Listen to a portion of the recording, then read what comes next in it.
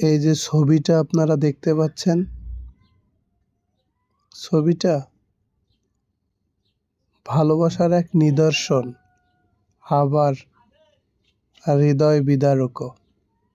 তিনি একজন স্বামী, তার প্রিয়তম স্ত্রী ঠিক সামনের গাড়িতে শায়িত। শেষ যাত্রার জন্য প্রস্তুতি।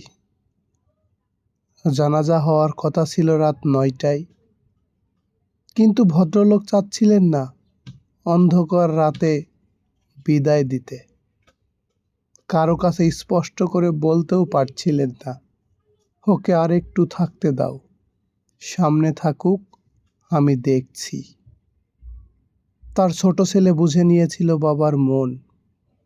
শেষ পর্যন্ত জানাজা হয় সকালে, কিন্তু রাতের পুরোটা সময় যখন চারপাশের সবাই চলে গেছে, ভদ্রলোক ছিলেন গাড়ির সামনে, একা বসে, স্ত্রীর পাশে, নিঃশব্দ প্রহর গুনে, যেন বলছিলেন, তুমি একা না, আমি আছি, এখনো আছি।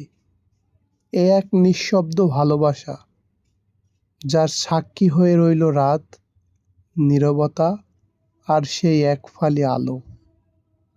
মৃত্যু সবকিছু শেষ করে দিলেও ভালোবাসা শেষ করতে পারেনি। ভালোবাসা এমনই হয়। বড়ই ভাগ্যবতী ছিলেন সেই স্ত্রী, যিনি এমন একজন জীবন সঙ্গী পেয়েছিলেন, যিনি তার মৃত্যুর পরেও একা ফেলে যাননি। আমরা সবাই এমন একজনকেই চাই, যিনি শুধু জীবন নয়, মৃত্যুর পরেও আমাদের ভালোবেসে আগলে রাখবে। সারা জীবনের দুঃখ সুখের সঙ্গীকে বিদায় দেওয়া কি এতই সহজ? না, সহজ না। বৃদ্ধ পারেনি। আল্লাহকে ভালোবাসার বিস্তৃত শাখা প্রশাখার মাঝে অন্যতম হল স্ত্রীকে ভালোবাসা।